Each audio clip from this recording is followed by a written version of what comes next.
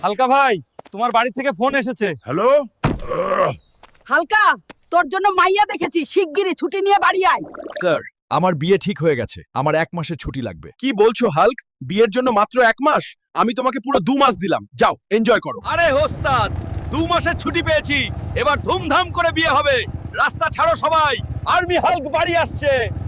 ওরে বাবা, এসে গেছিস, লগ্ন বয়ে যাচ্ছে, যা জলদি রেডি হয়ে নে। ঠিক আছে মা, আজ দেখবে তোমার ছেলেকে কেমন হিরো লাগে।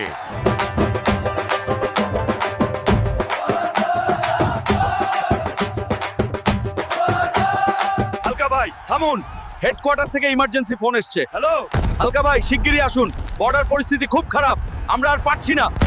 ওরে হালকা, বিয়ে ফেলে কোথায় যাচ্ছিস? ফিরে আয় বাবা। মা, কান্দিস না, বিয়ের চেয়ে দেশ বড়, আমাকে যেতেই হবে।